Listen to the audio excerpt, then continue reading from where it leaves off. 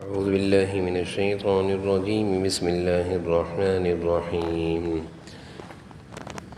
وقضى ربك ألا تعبدوا إلا إياه وبالوالدين إحسانا إما يبلغن عندك الكبر أحدهما أو كلاهما فلا تقل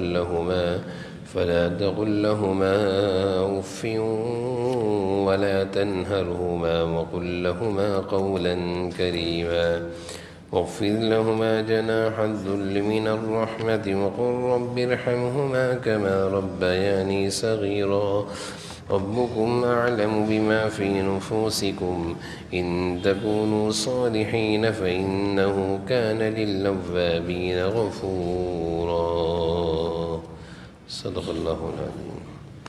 سورہ بنی اسرائیل آیت نمبر 23 سے تلاوت ہوئی ہے۔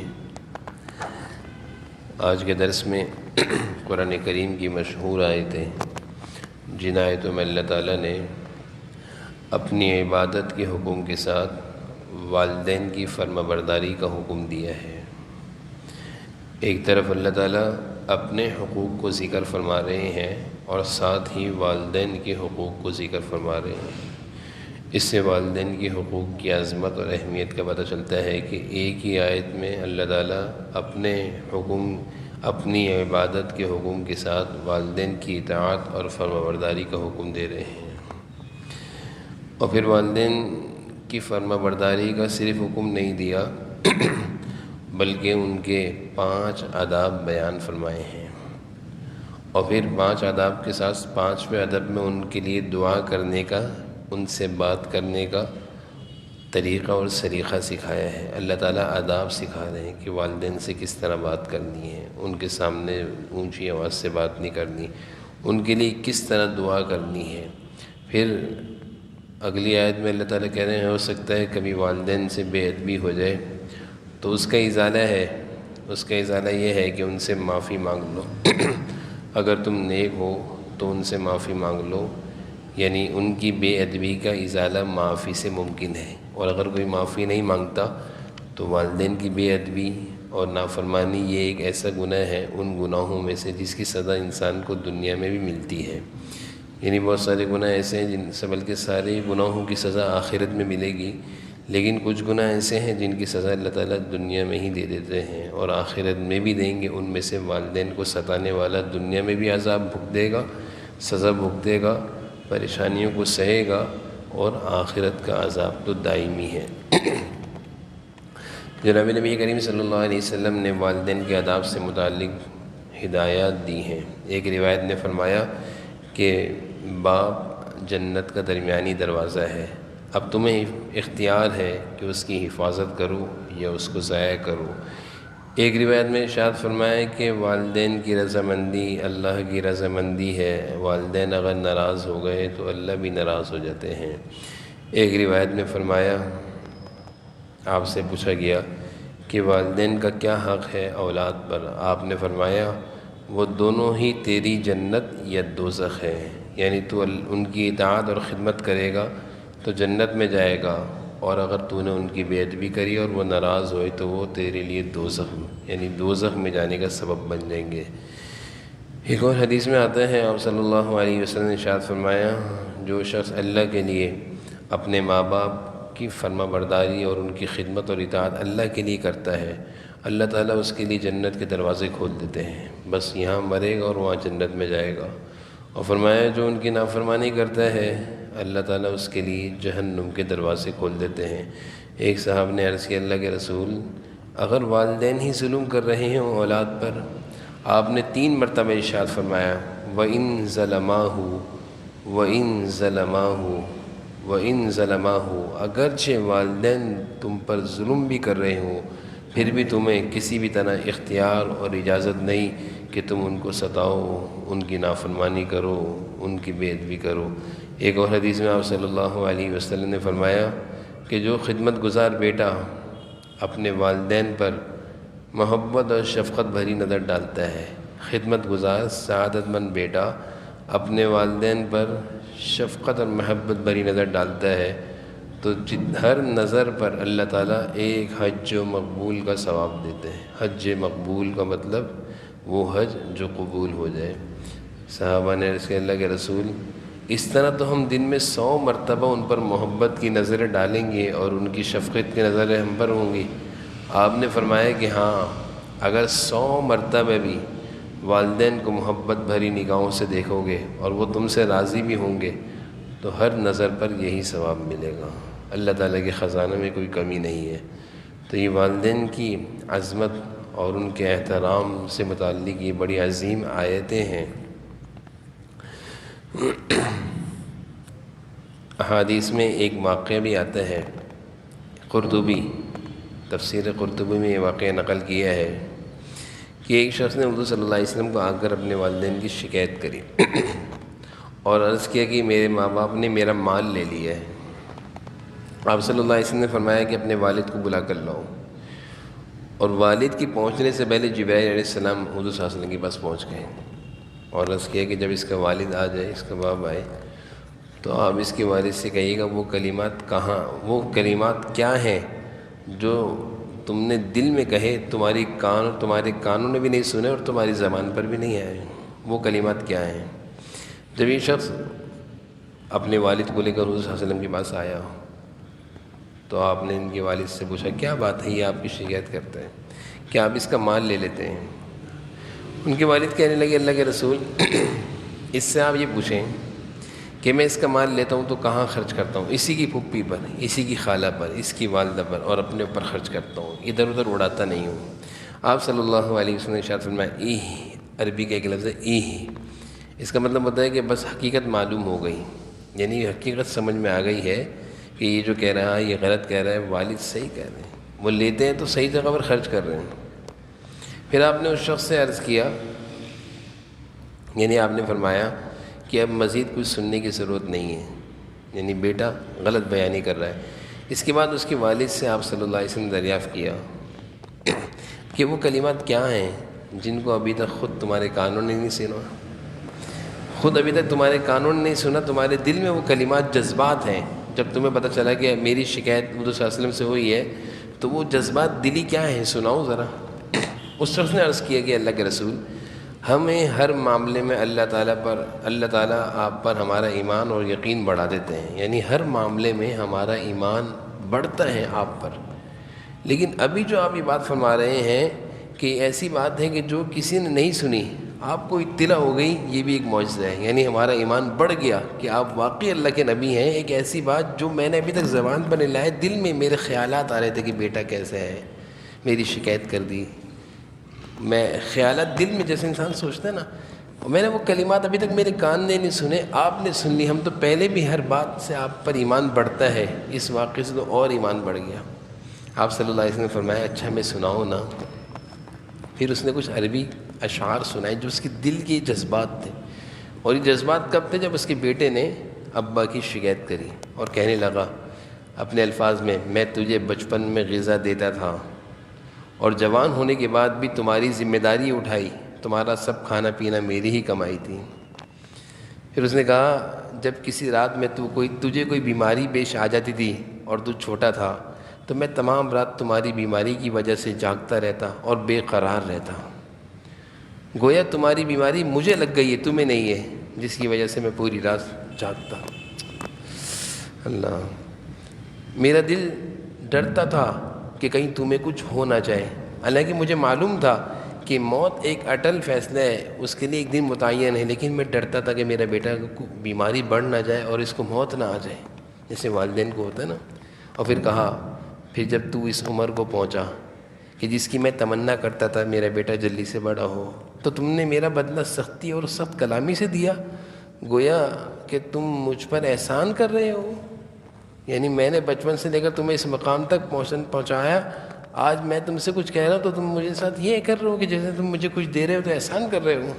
کاش اگر تم سے میرے ماں باپ ہونے کا حق ادا نہیں ہو سکتا تو کم از کم ایسے ہی کر لیتے کہ جیسے ایک شریف پڑوسی کیا کرتا ہے۔ کاش فلیتک اذ لم ترى حق ابوتی، اگر تم میرے باپ ہونے کا حق ادا نہیں کر سکتے تو ایک پڑوسی، شریف پڑوسی کا خیال کر لیتے، شریف پڑوسی کا تصور کر لیتے، تو کم از کم مجھے پڑوسی ہونے کا تو حق دیا ہوتا، اور خود میرے ہی مال میں میرا حق میں بخل سے کام نہ لیا ہوتا، میرے ساتھ بخل نہ کرتا۔ رسول اللہ صلی اللہ علیہ وسلم نے جب یہ اشعار سننے کے بعد وہ بیٹی کو گریبان سے پکڑ لیا، ناراض ہو گئے، باپ کی نافرمانی کا مسئلہ تو نہ، گریبان سے پکڑا اور فرمایا انت ومالک لابیک، تو اور تیرا مال سب تیرے باپ کا ہے، تیرا کچھ نہیں ہے۔ یعنی والدین کے آگے اولاد یہ کہنے کا حق رکھتی نہیں ہے کہ یہ میرا مال ہے، سب حضور صلی اللہ علیہ وسلم نے قاعدہ بیان کر دیا، ضابطہ رہتی دنیا تک کے لیے، کتنا ہی تم کما لو تمہارا کچھ نہیں ہے، یہ سب تمہارے ماں باپ کا ہے، انہی کی دعاؤں سے ہونا۔ آج انسان کسی بھی مقام پر پہنچتا ہے تو انہی کی دعاؤں سے پہنچتا ہے، انسان کا کیا ہے، کچھ بھی نہیں ہے۔ ماں باپ اگر انگلی پکڑ کر نہ چلاتے تو چلنا نہ آتا، ماں باپ اگر بولنا نہ سکھاتے تو بولنا نہ آتا، اور جب بولنا نہ آئے، چلنا نہ آئے تو انسان کیا کرتا؟ آج کچھ بھی کر رہا ہے انسان، بڑی بڑی باتیں کر رہا ہے تو ماں باپ کے سکھانے پر کر رہا ہے۔ تو حضور صلی اللہ علیہ وسلم نے رہتی دنیا تک کے لیے سارے نوجوان اولاد کو یہ بتا دیا کہ تو بھی اور تیرا مال سب تیرے باپ کا ہے، تمہارا کچھ نہیں ہے۔ تو یہ حدیث میں واقعہ ہے، اور یہ بڑا دردناک واقعہ ہے، اس لیے میں نے اس کو سنا دیا۔ اب ان آیتوں کا ترجمہ کریں گے۔ اللہ تعالیٰ دیکھیں کس طرح والدین کے حقوق بیان کر رہے ہیں۔ وَقَضَىٰ رَبُّكَ أَلَّا تَعْبُدُوا إِلَّا إِيَّاهُ وَبِالْوَالِدَيْنِ إِحْسَانًا، تمہارے پروردگار نے حکم دیا ہے، قضا مانے فیصلہ کیا ہے، حکم دیا ہے کہ اسی کی عبادت کی جائے۔ اللہ تعبدوا الا اياه، اللہ کی عبادت کا حکم، اور ساتھ ہی فرما رہے ہیں وبالوالدین احسانا، اور والدین کے ساتھ اچھا سلوک کرنا۔ ایک طرف میری عبادت، ایک طرف والدین کی اطاعت۔ معلوم یہ چلا کہ ایک آدمی بڑا عبادت گزار ہو، والدین کا نافرمان ہو، اللہ کے ہاں قبول نہیں ہے۔ اللہ نے دونوں چیزوں کو جوڑ دیا ہے، والدین بھی ہیں اور عبادت بھی ہے۔ کوئی کہے میں تو بہت بڑا عبادت گزار ہوں، میرے پاس ٹائم نہیں ہے والدین کے پاس بیٹھنے کا، وہ بھائی اپنی عبادت کی فکر کر، قبول بھی نہیں ہے، تیری عبادت قبول بھی نہیں ہے۔ آگے اللہ فرما رہے ہیں اما یبلغن عندک الکبر، دیکھیں اللہ تعالیٰ کس طرح والدین کے آداب بیان کر رہے ہیں۔ اگر ان میں سے کوئی ایک یا دونوں بڑھاپے کو پہنچ جائیں، فلا تقل لہما اف بھی نہیں کرنا۔ حضرت علی فرمانے لگے اس جملے کے آگے کہ اف سے کم اور کوئی جملہ نہیں ہے، یعنی اس سے بھی اگر کوئی کم جملہ ہوتا ہے اللہ تعالیٰ وہ ذکر کرتے کہ والدین کے سامنے اف تو کچھ بھی نہیں ہے نا۔ ایک آدمی کے والدین کے سامنے زور سے بات کر رہی ہے تو بہت بڑی بات ہے، اللہ نے فرمایا اف بھی نہیں کرنا۔ حضرت علی فرما رہے ہیں اس سے کوئی کم جملہ نہیں ہے والدین کی عظمت میں، ان کے سامنے بولنے کی اجازت ہی نہیں ہے، اف بھی نہیں کرنا۔ فلا تقل لہما اف، ولا پہلا ادب اف نہ کرنا۔ اللہ تعالیٰ ادب سکھا رہے ہیں، زور سے بات نہیں کرنا، اونچی آواز سے بات نہیں کرنا، زیادہ باتیں نہیں کرنا، اف بھی نہیں کرنا۔ اف صرف 2 لفظ ہیں، بہت ساری باتیں کرنا تو بہت سارے جملے ہو جائیں گے۔ انسان جتنا والدین کے سامنے بولتا ہے اتنا ہی نافرمان ہوتا جاتا ہے۔ اللہ فرمانے اف 2 لفظ بھی نہیں کہنا، 10 لفظ پوری 1 گھنٹے کی تقریر جیسے ہوتا ہے نا، اولاد والدین نے ایک جملہ کہا، بیٹے نے 100 سنا دی، تو 100 پوری تقریر سنا دی۔ اللہ کہہ رہے 2 لفظ بھی نہیں بولنا۔ اف مانے 2 لفظ ہیں، حمزہ اور فا۔ اور آج کیا ہوتا ہے کہ والدین کچھ کہتے ہیں تو ہم پوری تقریر، تم کیا ہو، تم تو بڑے ہو، تم تو بوڑھے ہو گئے، تمہیں کیا پتہ دنیا کا، اتنی ساری باتیں کر دیتے ہیں۔ یہ ساری باتیں ہمیں جہنم میں لے جا رہی ہیں۔ دوسرا ادب ولا تنہرہما، ان کو جھڑکنا مت، چپ کرو، بوڑھے ہو گئے ہو، کچھ پتہ نہیں ہے تمہیں۔ تنہرہما کا مطلب یہ ہے چپ کرو، تمہیں کیا پتہ دنیا میں کیا ہو رہا ہے۔ تیسرا ادب وقل لہما قولا کریما، قولا کریما کا مطلب ہوتا ہے نرمی سے بات کرنا۔ نرمی سے بات کرنا مراد سخت جملے زبان پہ نہیں آنے چاہیے، پیار کے جملے، ادب کے جملے، عاجزی کے جملے۔ چوتھا ادب وخفض لہما جناح الذل من الرحمہ، جناح الذل کہتے ہیں کندھے، وخفض لہما، وخفض مانے جھکاؤ، من الرحمہ ادب سے۔ اللہ فرما رہے ہیں جس ادب اور احترام سے ان کے سامنے کندھے جھکا کے بات کرنا، اکڑ کر بات۔ آج کی اولاد کیا کرتی ہے؟ اکڑ کے بات کرتی ہے۔ معلوم یہ چلا کبھی بھی والدین کے سامنے انسان سینہ تان کے چلے نہیں سکتا، ہمیشہ جھک کے چلے ان کی عظمت میں، ادب میں۔ اس آیت کی تفسیر میں بعض علماء نے فرمایا ہے، عجیب بات فرمائی ہے، حیرانگی کی بات ہے کہ والدین کے سامنے اتنی عاجزی اختیار کرو جیسے ایک غلام اپنے آقا کے سامنے عاجزی اختیار کرتا ہے، جیسے ایک غلام اپنے سخت آقا کے سامنے جھکا رہتا ہے، ایک ملازم اپنے سخت باس کے سامنے جھکا رہتا ہے، ڈرا رہتا ہے کہ ابھی کچھ ہو جائے گا، کتنی عاجزی۔ لیکن والدین کے سامنے اس سے بھی زیادہ عاجزی اختیار کرو، جھک کر رہو۔ اور من الرحمہ کا مطلب ہے رحمہ، من الرحمہ مطلب عظمت والی عاجزی ہو۔ کون سی عاجزی ہو؟ عظمت والی۔ یہ نہیں کہ والدین یار غصہ کریں گے، ڈانٹیں گے، چھوڑو جھک جاؤ، نہیں، اللہ فرما رہے ہیں عظمت کا جھکنا ہو۔ اللہ کو تو دل کے حال معلوم ہے نا، والدین کے سامنے ہم جھک جائیں، پیچھے ان کی برائی کریں، اللہ فرما رہے ہیں عظمت ایسی ہو جو سامنے بھی ہو پیچھے بھی ہو۔ اور پانچواں ادب وقل رب ارحمہما، ان کے لیے دعا کرو۔ کیسے دعا کرو گے؟ اللہ تعالیٰ دعا بھی سکھا رہے ہیں، کہو یا اللہ رب ارحمہما، اے ہمارے رب ہمارے والدین پر رحم فرمائیے، کما ربیانی صغیرا، جس طرح بچپن میں یہ مجھے اٹھائے پھرتے تھے، مجھ پر رحم کرتے تھے۔ اللہ تعالیٰ نے دیکھیں یہ 5 آداب بیان فرمائے ہیں قرآن کریم میں، اللہ تعالیٰ والدین کے آداب بیان فرما رہے ہیں۔ اس سے معلوم چلتا ہے کہ والدین کا مقام کیا ہے، مرتبہ کیا ہے، کس کے آداب اللہ نے بیان کیے قرآن میں۔ انبیاء علیہ السلام کے آداب بھی اللہ تعالیٰ نے اتنی تفصیل سے قرآن میں ایک جگہ بیان نہیں کرے۔ اللہ نے فرمایا ان کی بات مانو، نہیں مانو گے تو جہنم میں جاؤ گے، لیکن اتنی تفصیل سے کہ کیسے بات کرنی ہے، دعا کیسی کرنی ہے۔ انبیاء علیہ السلام کے لیے بھی اللہ تعالیٰ نے دعا کا طریقہ نہیں سکھایا کہ ان کے لیے دعا کرو، والدین کے لیے دعا کا طریقہ سکھا رہے ہیں۔ کہیں قرآن میں نہیں آیا کہ انبیاء علیہ السلام کے سامنے جھک کر رہو، والدین کے سامنے اللہ تعالیٰ سکھانا جھک کر رہو۔ یہ آداب دیکھا جائے تو صرف ایک والدین عظیم شخصیت ہے جس کے اللہ تعالیٰ قرآن کریم میں اتنی تفصیل سے آداب بیان فرما رہے ہیں۔ اور اگلی آیت میں اللہ فرما رہے ہیں ربکم اعلم بما فی نفوسکم، یعنی ممکن ہے انسان سے والدین کی کوئی بے ادبی ہو جائے، ربکم اعلم بما فی نفوسکم، اللہ تعالیٰ فرما رہے ہیں تمہارا رب خوب جانتا ہے تمہارے دلوں میں کیا ہے۔ بے ادبی ہو گئی، احساس ہو گیا، دل کا حال کون جانتا ہے؟ اللہ۔ آگے اللہ فرما رہے ہیں ان تکونوا صالحین، اگر تم نیک ہو، اوابین غفورا، جلدی سے توبہ کرو، معافی مانگو، توبہ کرو، معافی مانگو۔ والدین سے غلطی ہو جائے اور انسان معافی نہ مانگے تو اللہ فرما رہے ہیں یہ معافی کے قابل نہیں، اس نے جرم کیے، جان بوجھ کر ان کو ستایا ہے۔ اور اگر کوئی آدمی بے خیالی میں یا کبھی غلطی ہو جائے، ان کی کسی بات کو برا لگ جائے، انسان برائی ان کے سامنے ناراضگی کا اظہار کر دے تو دیر نہ کرے معافی مانگنے میں۔ اللہ کہہ رہے ہیں اوابین غفورا، اوابین کہتے ہیں رجوع کرنے والا، توبہ کرنے والا۔ اوابین غفورا کا بہت پیارا ترجمہ مفسرین نے لکھا ہے رجوع کرنے والا اور توبہ کرنے والا۔ اس میں اشارہ ہے کہ جس طرح اوابین، نماز اوابین کا مطلب ہوتا ہے رجوع کرنے والا اللہ کی طرف، اللہ فرما رہے ہیں والدین کی نافرمانی میں بھی اللہ کی طرف رجوع کرو، معافی مانگو، جلدی سے ان سے ان کی طرف رجوع ہو جاؤ۔ ایسا نہ ہو تم پر کوئی عذاب آ جائے، ایسا نہ ہو کوئی مصیبت آ جائے۔ تو یہ والدین کے آداب اللہ تعالیٰ نے بیان کیے۔ آگے اللہ تعالیٰ رشتہ داروں کے آداب بیان فرما رہے ہیں وآت ذی القربى حقہ والمسکین وابن السبیل ولا تبذر تبذیرا۔ اس میں بھی بڑی عجیب آیت ارشادات ہیں، رشتہ داروں کو اس کا حق دو، مسکین ہو، مسافر ہو، ان کو بھی ان کا حق دو، اور اپنے مال کو بےہودہ کاموں میں خرچ نہ کرو۔ ولا تبذر تبذیرا، بےہودہ، بیجا اسراف مت کرو، یعنی جہاں مال خرچ کرنے کی ضرورت ہے وہاں خرچ کرنے کی اجازت ہے، جہاں مال کا خرچ کرنا ناجائز حرام ہے وہاں مال خرچ مت کرو۔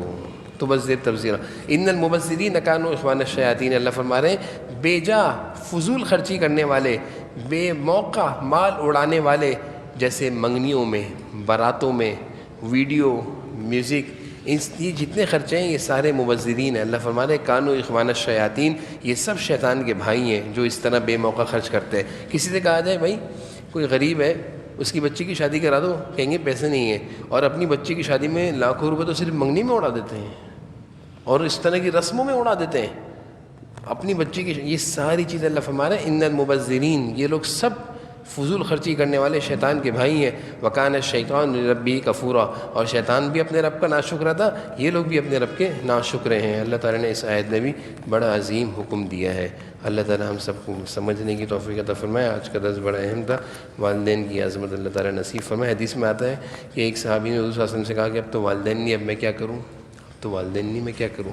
وہ پریشان تھا، جب والدین کے آداب آپ صلی اللہ علیہ وسلم کی زبانی سنے تو وہ پریشان ہو گیا، کہنے لگا اب تو والدین نہیں میں کیا کروں۔ آپ صلی اللہ علیہ وسلم نے ارشاد فرمایا کہ جس کے والدین نہ ہو وہ والدین کو کس طرح راضی کر سکتا ہے۔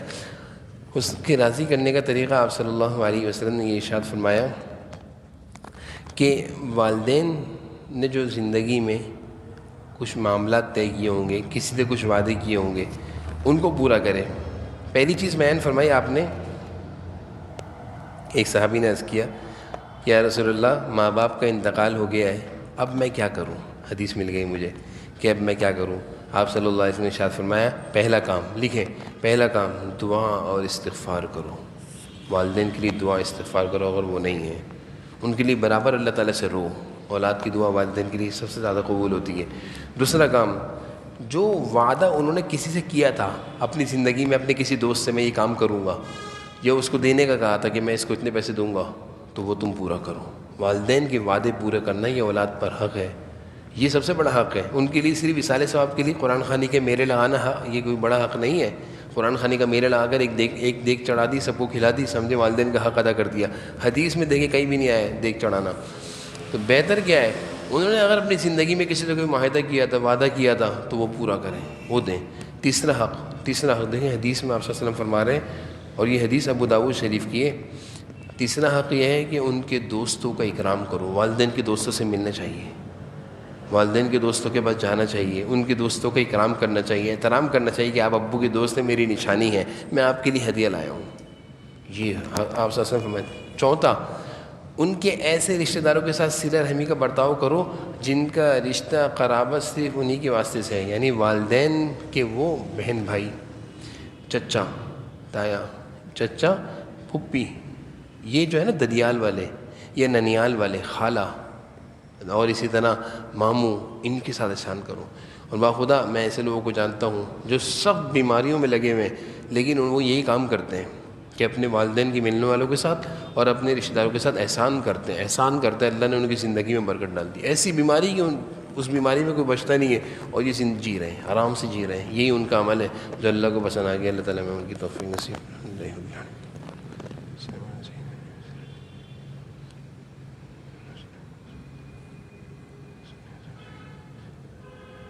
صلی اللہ تعالیٰ نبی کریم علیہ وسلم۔